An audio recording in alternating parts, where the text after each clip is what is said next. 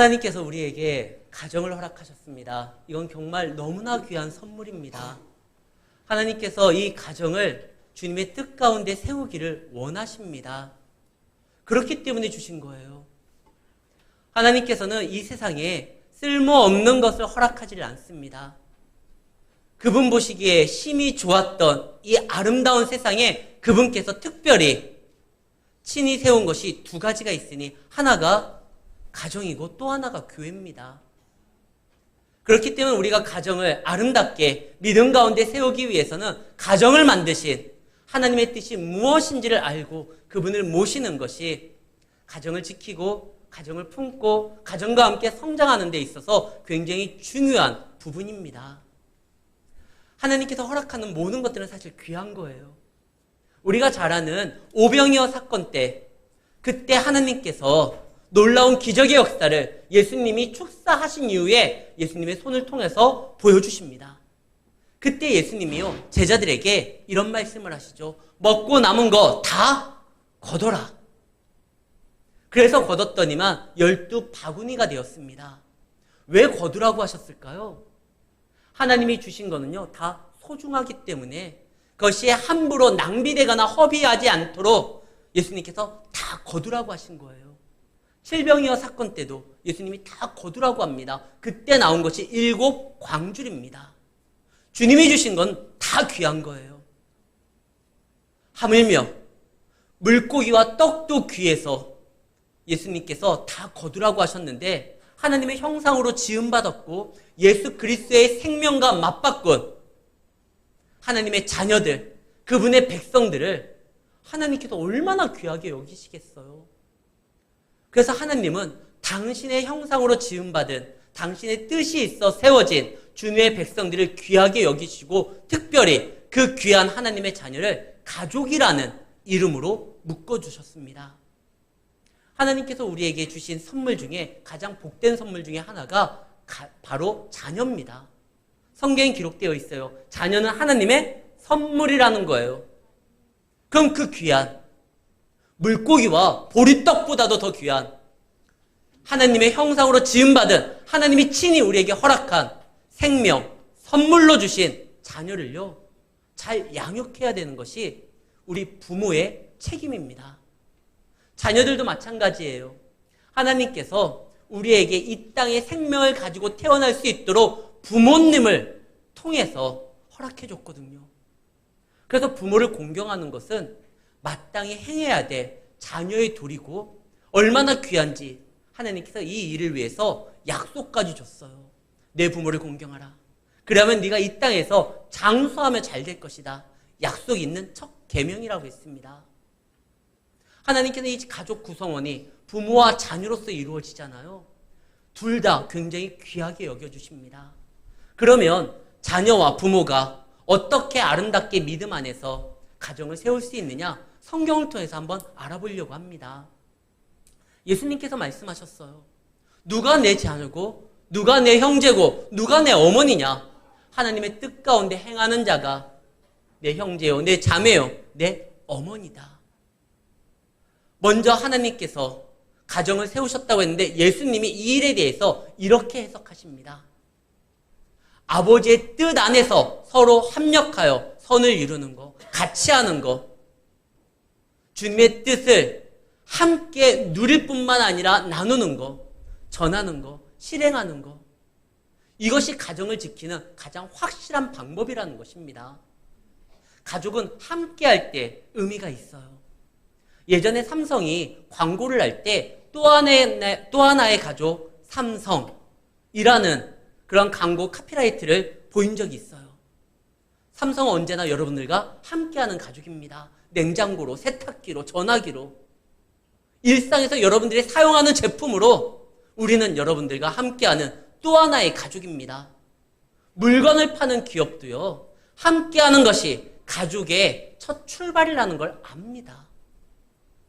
예수님께서 우리를 그분의 자녀라고 가족이라고 말씀하시면서 약속한 것이 내가 세상 끝날까지 너희와 함께할 것이다. 실제로 그분이 오셨을 때, 이 땅에 오셨을 때 그분의 이름이 뭡니까? 임마누엘, 함께하시는 하나님이에요. 성경에는 하나님이 우리에게 늘 이렇게 말씀하십니다. 나는 너희를 고아처럼 버려두지 아니하겠다. 내가 너희 아버지다. 함께하는 게 굉장히 중요해요. 제가 지난주에 오후 예배 때 다른 교회에서 설교를 했습니다. 그때 한 권사님이요, 대표 기도를 하는데 제가 깜짝 놀랐어요. 그분이 대표 기도할 때 이렇게 기도합니다. 우리가 보통 기도할 때 뭐라고 하죠? 하늘에 계신 우리 아버지요, 사랑이 많으신 나의 아버지, 나의 하나님이요. 보통 이렇게 기도하거든요. 근데 그분은 하늘에 계신 아빠, 그렇게 기도해요. 깜짝 놀랐어요. 연세가 있으신 권사님이요, 하늘에 계신 아빠, 그 다음에 나는 아빠, 하나님 이렇게 나올 줄 알았거든요. 근데 그냥 아빠라고 하시더라고요. 그리고 기도를 하세요. 그분은 대표 기도할 때도 하나님은 아빠라고 칭할 정도로 그분의 일상에서도 하나님을 아버지로, 아빠로서 친밀하게 모시면서 살아갈 것을 짐작할 수 있는 대목이었어요. 우리는 하나님을 아버지라고 합니다. 그렇다고 하면 진짜 그 아버지 하나님을 나의 삶 가운데 주인으로서 모시면서 그분과 같이 해야 되는 거예요.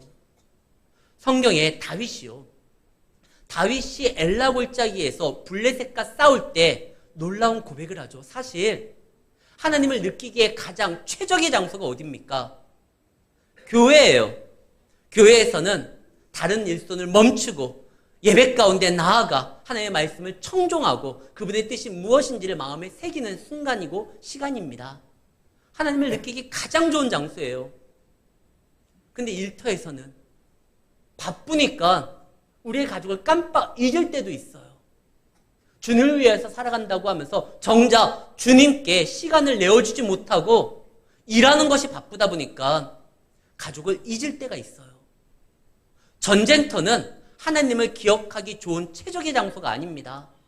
전쟁이 어떤 거죠? 적이 나의 생명을 해하기 위해서 무서운 기세로 달려드는 현장이에요. 자칫 한눈 팔거나 딴짓하면 적의 그 칼이, 창이 나를 해치려고, 나를 위협하려고, 나를 죽이려고 달려드는 찰나의 순간도 딴짓하면 안 돼요. 적에게 집중해야 돼요. 그런데 다윗은 적이 아닌 하나님을 이야기합니다. 사실 사울과 다른 이스라엘 백성들은요, 절기 때마다 하나님 앞에 나아갑니다. 안식일 때마다 하나님을 기억합니다. 그런데 전쟁터에서 그 누구도 하나님을 기억한 사람이 아무도 없었어요. 사울도 떨고 그의 백성들도 떨었습니다. 자기들이 있는 처소에서 나오지를 않아요. 두려움에 떨어서 어떻게 할 줄 몰랐을 때 그때 다윗이 등장합니다. 전쟁터에서 하나님을 기억할 수 없는 그 현장에서 다윗은요, 하나님의 이름을 이야기합니다. 그것은 훈련이 됐다는 거예요. 평상시에도. 다윗이 양을 키울 때, 목동으로서 있을 때 하프를 키면서 하나님을 찬양하며, 그러다 보니까 곰과 사자의 발톱에서도 그 위협의 순간에서도 다윗은 하나님을 기억하고 하나님의 이름으로 자신이 키우는 양을 보호할 수 있었습니다. 이것이 훈련되니까 전쟁터에서 그 무서운 골리앗의 외침과 위협에서도 다윗은요, 나는 만군의 여호와 하나님은 그분과 함께 너에게 갈 것이다, 이런 말을 해요. 훈련되지 않으면 이것이 이루어지지 않습니다. 예전에 레이건 대통령이 저격을 당한 적이 있습니다. 근거리에 있을 때 저격범이 레이건 대통령을 향하여 총을 발사하죠. 여러 발 발사를 합니다. 거리도 가까웠고 총구도 분명히 그 레이건 대통령을 향했기 때문에 자칫 위험한 순간이었습니다. 그때 경호원들이요, 본능적으로 원래 총소리가 나면 위협이 느껴지면 사람은 자신의 몸을 피하게 되어 있습니다. 뭐 엎드린다거나 그 총과 반대하는 방향으로 달려가거나 이 도망가는 것이 사람의 본능이거든요. 근데 경호원들이요, 오히려 저격범이 쏘는 그 총구를 향하여 자신의 몸을 던집니다. 본능에 거슬리는 행동이에요. 그것은 연습의 결과예요. 그들은 대통령을 경호하기 위해서 수많은 상황 가운데 여러 가지 경우의 수를 놓고 그동안 훈련을 받았기에 본능에 거슬리는 행동을 합니다. 이게 훈련의 힘이거든요. 우리도 평상시에 주일날 교회에 나와서 예배를 드리는 것, 주님을 만나는 것뿐만 아니라 주님을 어느 순간에서든지 기억하기 위하여 주의 말씀을 마음에 새기는 훈련을 받는 자리입니다. 그러야지만 그것이 능력이 되어 삶 가운데 하나님을 증거하고 전할 수 있는 자신의 실력이 될 수 있는 거예요. 다윗은요, 언제나 하나님이 자기와 함께하는, 자기를 지키시는 자기의 아버지라는 것을 생각하면서 그 어느 곳에든지 하나님은 나를 보호하실 뿐만 아니라 나를 버리시지 아니한다는 확신 가운데 전쟁터에서도 하나님을 증거합니다. 그 증거한 결과가 뭐예요? 승리뿐만 아니라 방금까지 하나님을 기억하지 못하여 골리앗의 위협에 무서움에 떨어 자신의 처막에서 나오지 못했던 이스라엘 백성들이 군사가 되어 다윗과 함께한 하나님을 자신의 하나님으로 인정하고 그들이 갑자기 일어서기 시작합니다. 이것이 사무엘상 17장 후반부의 내용이에요. 여기 여러분들 중에 하나님을 먼저 가족으로, 아버지로 인정하면서 나아가는 주님의 백성들이 되어야 될 줄 압니다. 사실 또 그러한 분들이 오셨기에 이 자리를 채운 거예요. 근데 이런 생각할 수 있습니다. 나는 혼자 예수를 믿는데, 내 남편은 믿지 않는데, 내 아내는 믿지 않는데, 내 자녀들은 하나님을 인정하지 않는데. 걱정하지 마세요. 하나님이 여러분들을 믿는 사람으로 그 가정에 허락한 건 그 가정에서 믿는 자로서 해야 될 일이 있고 사명이 있고 그분이 이루실 어떠한 계획이 있다는 뜻입니다. 그러지 않으면 우리를 믿음을 주지도 않았을 거고 그러한 가정에 허락하지도 않았을 거예요. 나만 홀로 믿는데, 아니요, 여러분들이 함께 하시는 그 하나님으로 인하여 믿음 생활 잘 감당하고 끊임없이 주님을 증거하고 나타낸다고 하면, 때가 차면 언젠가 그들이요, 여러분들과 함께 믿음 안에서 한 형제 한 자매 믿음의 공동체를 이룰 뿐만 아니라 하나님의 또 다른 가족으로서 성장하게 됩니다. 하나님은 틀림이 없는 분이에요. 괜히 낭비하는 분이 아니에요. 그냥 소비하는 분이 아니에요. 하나님의 백성을 그렇게 믿음으로써 세우기까지 수많은 일들을 지금까지 진행해 오셨거든요. 예수님이 하늘보좌를 버리고 이 땅에서 십자가를 지고 구원을 완성하고 그 복음을 증인으로서 전하는 수많은 사람들, 생명을 아끼지 않았던 선교사들을 통하여 지금 우리가 믿음을 갖게 된 겁니다. 이러한 복잡한 과정을 하나님께서 우리를 사랑하는 마음으로 뚝심 있게 이루어 주셨습니다. 그리고 여러분들을 믿음의 사람으로서 세워주셨고 여러분들을 가정에 심어주셨습니다. 그러면 여러분들의 가정을 하나님께서 아직까지 포기하지 아니하고 여러분들을 통해서 역사하기를 바란다는 거예요. 요셉은 혼자 믿음을 가졌지만 그의 믿음이 결국 승리하게 되고 때가 차매 나머지 형제들이, 자기를 시기하고 미워했던 그 형제들이 어떻게 되죠? 함께 하나님의 나라를 이루는 공동체의 무리를 만들게 됩니다. 다윗이 홀로 나아가서 싸운 것처럼 보였지만 그의 믿음이 옳다는 것이 증명되었을 때 방금까지도 두려웠던, 그리하여 하나님을 기억하지 못했던 그 땅의 사람들이 일어나기 시작합니다. 그래서 승리하게 된 거예요.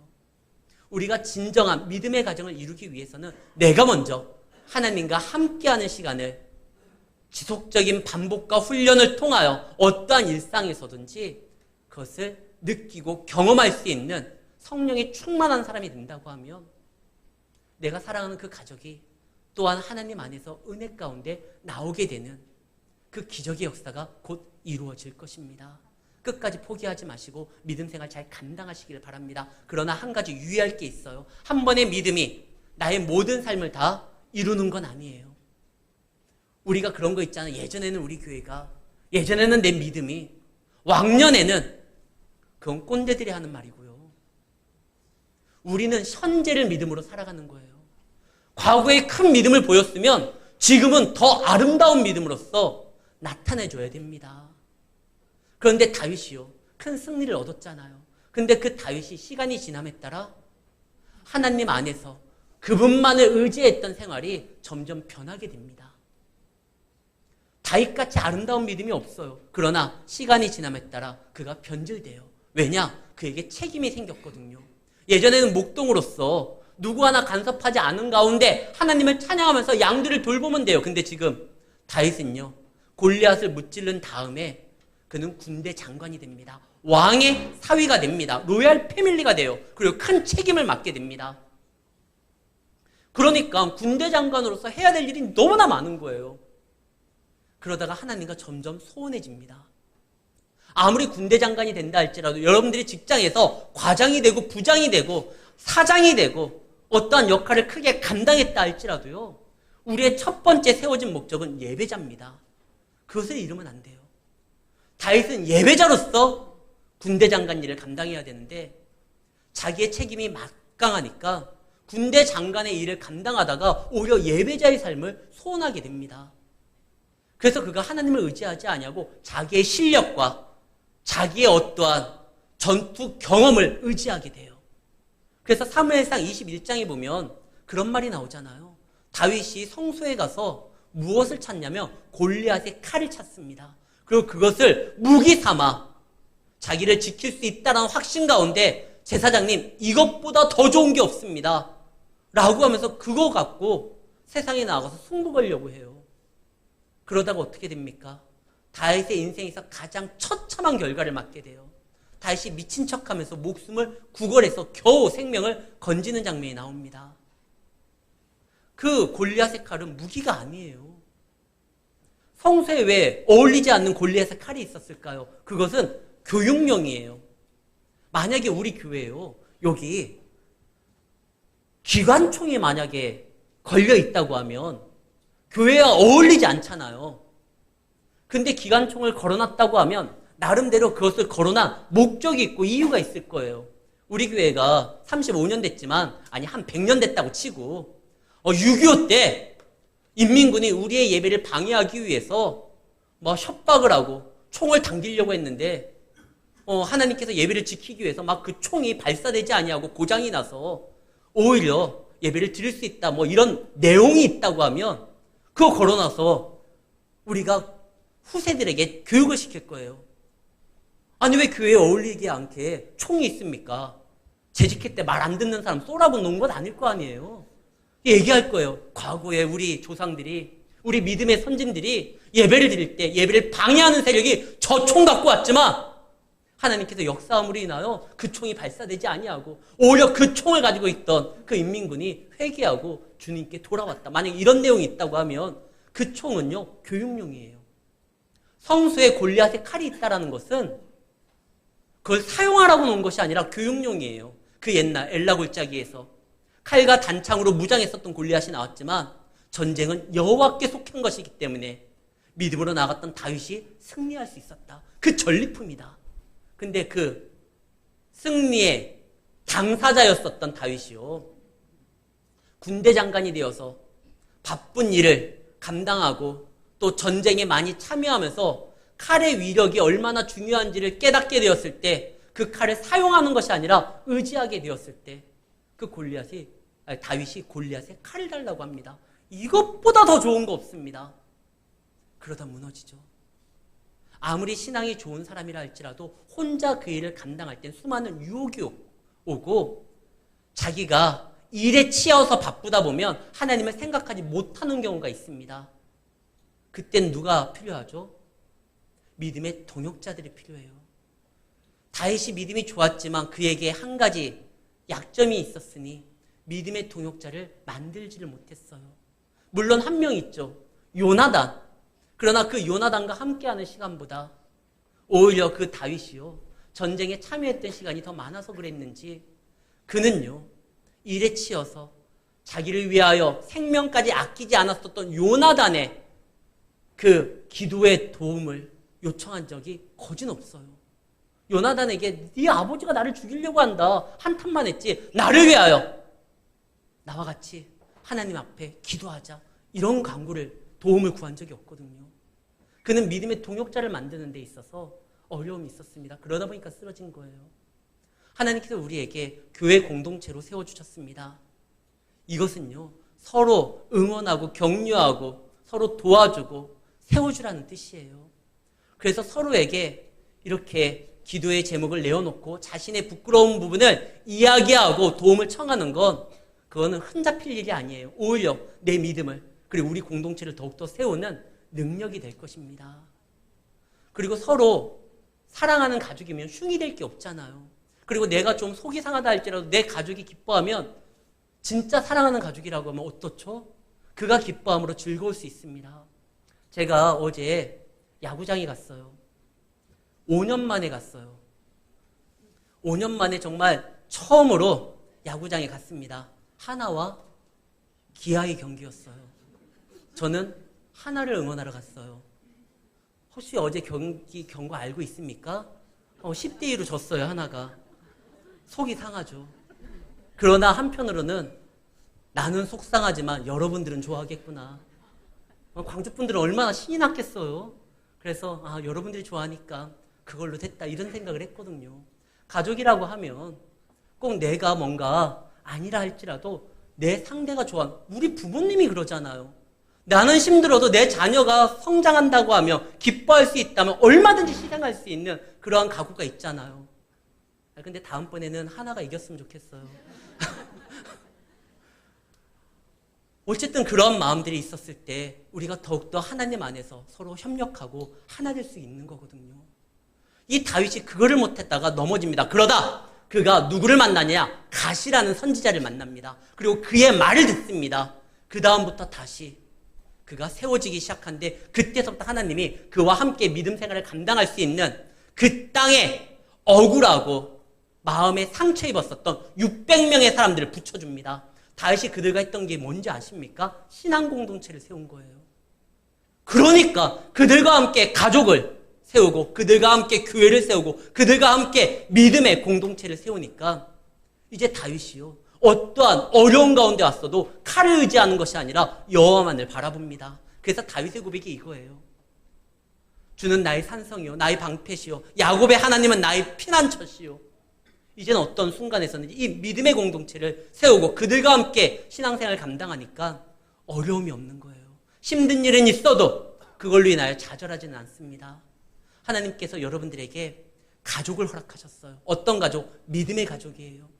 혹시 호적상에 있는 그 가족들은 나 혼자 믿고 지금 믿지 아니하고 오히려 예수 믿는 것을 비방하고 협박하고 때로는 조롱하고 그걸로 인하여 나에게 상처를 준다 할지라도 하나님은 뜻이 있어서 그 가정에 여러분들을 믿음의 사람으로 세워준 겁니다.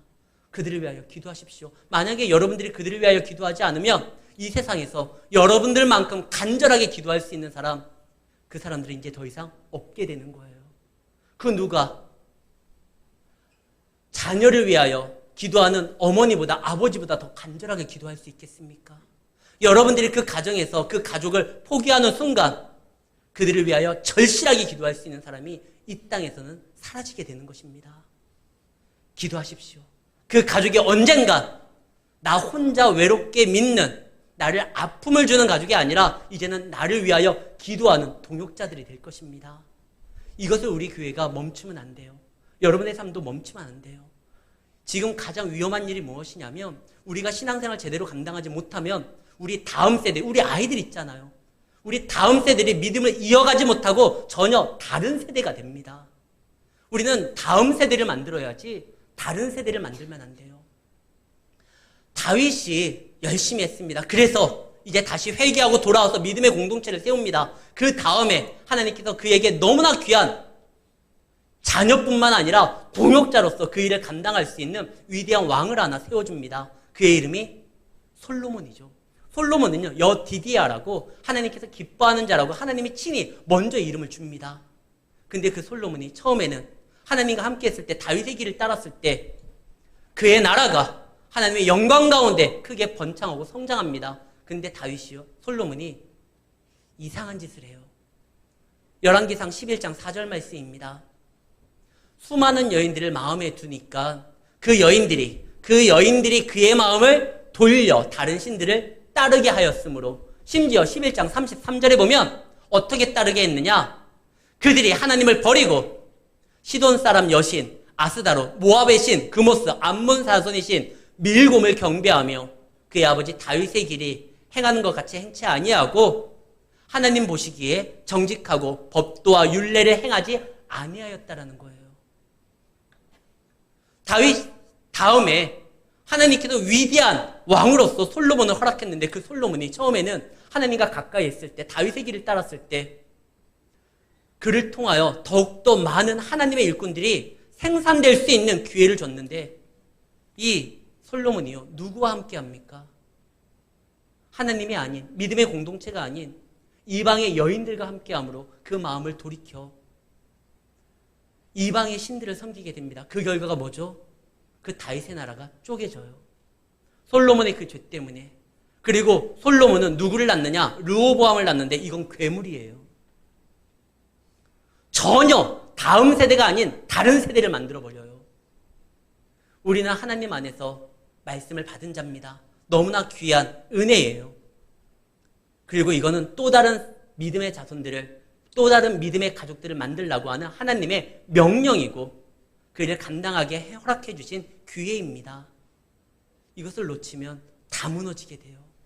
사랑하는 성도 여러분, 우리는 주님의 가족이기에 주님의 나라를 만들어내고 주님의 자녀를 생산해내야 되는 것이 우리의 책임입니다. 그것이 또한 우리가 살아갈 수 있는 길이에요. 다윗의 길을 쫓았다면 솔로몬뿐만 아니라 그의 자녀들도 믿음 안에서 더욱더 큰 하나님의 뜻을 만들어 나갈 수 있었을 것입니다. 그게 안 된 거예요. 근데 이것은 솔로몬의 문제고 더 이상 우리의 문제가 되면 안 됩니다. 우리는 믿음으로, 말씀으로 살아감으로 더 큰 하나님의 뜻을 삶 가운데 새기고 만들어나는 주님의 귀한 가족으로서 성장하기를 예수의 이름으로 축원합니다.